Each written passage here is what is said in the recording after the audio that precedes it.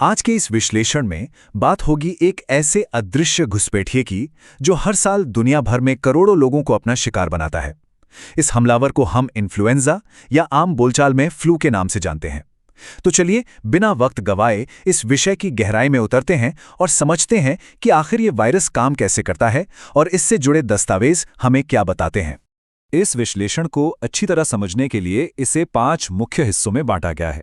पहला, इन्फ्लुएंजा का एक छोटा सा परिचय।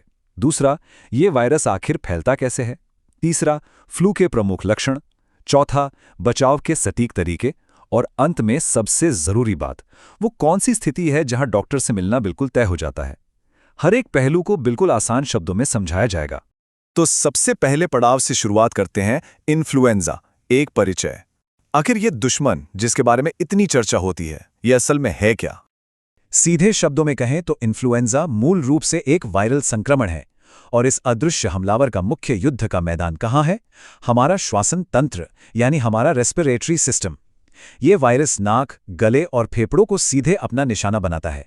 ध्यान रखने वाली बात यह है कि ये कोई आम सर्दी जुकाम बिल्कुल नहीं है, बल्कि एक बहुत ही सटीक और टारगेटेड हमला है जो सीधे सांस लेने की क्रिया पर असर डालता है। इस बुनियादी जानकारी के बाद अब आगे बढ़ते हैं दूसरे हिस्से पर। वायरस कैसे फैलता है, आखिर इसके संक्रमण के मुख्य तरीके क्या हैं?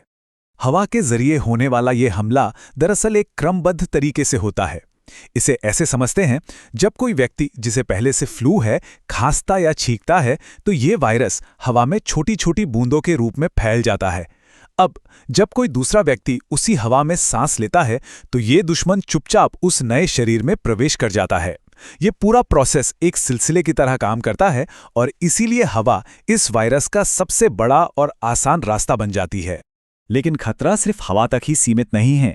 सतहों को यानी सर्फेसेस को छूने से फैलने वाला संक्रमण और भी छलकपट भरा है।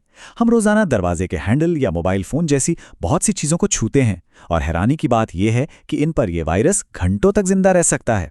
जब ऐसी संक्रमित सतह को छूने के बाद वही हाथ मुंह या नाक पर लगता है तो वायरस को शरीर के अंदर घुसने का एक नया और डायरेक्ट रास्ता मिल जाता है। इसे देखकर समझ आता है कि कितनी आसानी से रोजमर्रा की चीजें एक बड़ा खतरा बन सकती हैं।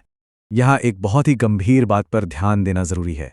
हर किसी पर इस वायरस का असर एक जैसा बिल्कुल नहीं होता। कमजोर रोग प्रतिरोधक क्षमता यानी वीक इम्यूनिटी इस वायरस के फैलने की रफ्तार को बहुत तेज कर देती है। यही कारण है कि छोटे बच्चे और बुजुर्ग लोग इस हमले का सबसे जल्दी शिकार होते हैं। उनका शरीर इस दुश्मन से लड़ने के लिए उतना मजबूत नहीं होता, इसलिए उन्हें सबसे ज्यादा खतरा होता है। ये डेटा हमें साफ बताता है कि समाज के इन वर्गों की कितनी ज्यादा और खास देखभाल की जरूरत होती है। अब आते हैं तीसरे हिस्से पर, फ्लू के प्रमुख लक्षण। जब ये वायरस शरीर में घुसी जाता है तो शरीर किस तरह के चेतावनी संकेत देता है? जब शरीर इस वायरस से लड़ रहा होता है तो वो बहुत से एकदम क्लियर वार्निंग साइंस देता है।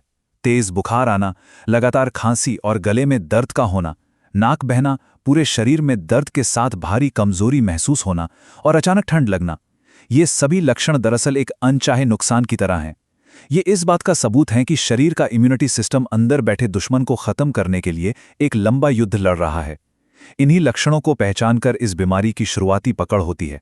लक्षण तो जान लिए, अब समय है अपनी सुरक्षा को मजबूत करने का। बढ़ते हैं चौथे हिस्से की तरफ, बचाव के सटीक तरीके। एक मजबूत किलेबंदी या फोर्ट्रेस बनाने के लिए कुछ व्यवहारिक कदम उठाना बहुत जरूरी है। सबसे असरदार तरीका है मास्क पहनना, जो सीधे तौर पर वायरस को हमारे श्वसन तंत्र में आने से ब्लॉक कर देता है।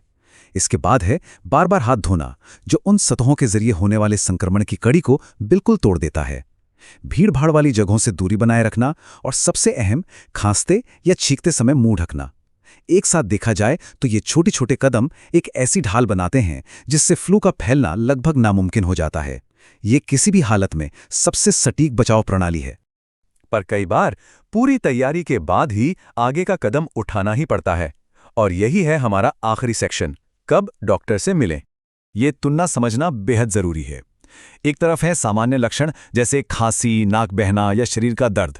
ये आमतौर पर कुछ दिनों में शरीर के प्रतिरोधक तंत्र की मदद से अपने आप ठीक हो जाते हैं। लेकिन दूसरी तरफ है आपातकालीन संकेत, जैसे लगातार तेज बुखार का बने रहना या सांस लेने में भारी तकलीफ होना। अगर सांस लेने में थोड़ी सी भी दिक्कत होने लगे तो ये एक बड़ा संकेत है कि वायरस ने फेफड़ों पर गहरा असर किया है। ऐसी स्थिति में बिना किसी देरी के तुरंत चिकित्सीय मदद यानी डॉक्टर की सलाह लेनी चाहिए। इन दोनों स्थितियों के बीच का ये फर्क समझना किसी की भी जान बचा सकता है। तो इस पूरे विश्लेषण को समाप्त करते हुए इस आखिरी और गहरे सवाल पर गौर किया जा सकता है, ऐसी कौन सी छोटी सी रोजाना की आदत है जिसे आज ही बदलकर इस अदृश्य वायरस को फैलने से रोका जा सकता है? क्या वो मोबाइल को रोज साफ करने की आदत है, या भीड़ में 2 कदम की दूरी बनाए रखने का छोटा सा फैसला? अक्सर ऐसे छोटे बदलाव ही आगे चलकर सबसे बड़े बचाव का कारण बनते हैं। सही जानकारी और जागरूकता ही समाज को सुरक्षित रखने का सबसे बड़ा हथियार है, जिस पर हम सबको विचार करना चाहिए।